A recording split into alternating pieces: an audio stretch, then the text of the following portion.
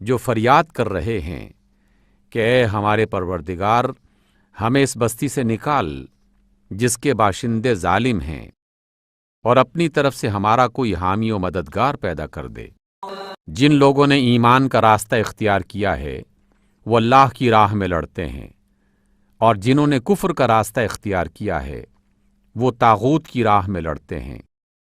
پس شیطان کے ساتھیوں سے لڑو اور یقین جانو کہ شیطان کی چالیں نہایت کمزور ہیں۔ کیا آپ نے ان لوگوں کو نہیں دیکھا جن سے کہا گیا تھا کہ اپنے ہاتھ روکے رکھو اور نماز قائم کرو اور زکوٰۃ دو؟ اب جو انہیں لڑائی کا حکم دیا گیا تو ان میں سے ایک فریق کا حال یہ ہے کہ لوگوں سے ایسا ڈر رہے ہیں جیسا اللہ سے ڈرنا چاہیے یا اس سے بھی بڑھ کر۔ کہتے ہیں اے ہمارے پروردگار، یہ ہم پر لڑائی کا حکم کیوں لکھ دیا؟ کیوں نہ ہمیں ابھی کچھ اور مہلت دی؟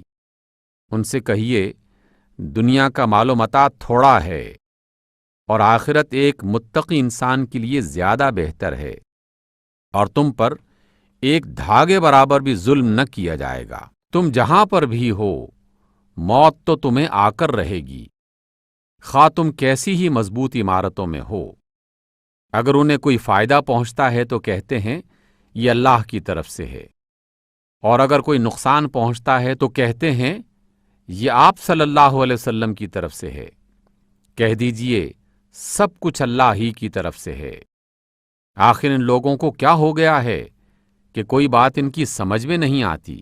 اے انسان، تجھے جو بھلائی بھی حاصل ہوتی ہے اللہ کی عنایت سے ہوتی ہے، اور جو مصیبت تجھ پر آتی ہے وہ تیرے اپنے سبب سے ہے۔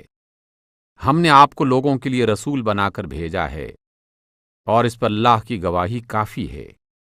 جس نے رسول کی اطاعت کی اس نے دراصل اللہ کی اطاعت کی، اور جو منہ موڑ گیا تو بہرحال ہم نے آپ کو ان لوگوں پر نگہبان بنا کر نہیں بھیجا ہے۔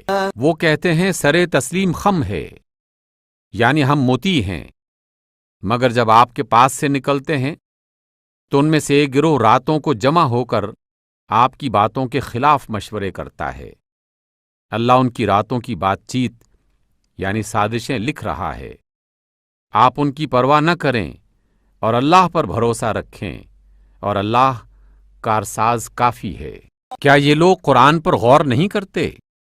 اگر یہ اللہ کے سوا کسی اور کی طرف سے ہوتا تو اس میں بہت کچھ اختلاف پاتے۔ یہ لوگ جہاں کوئی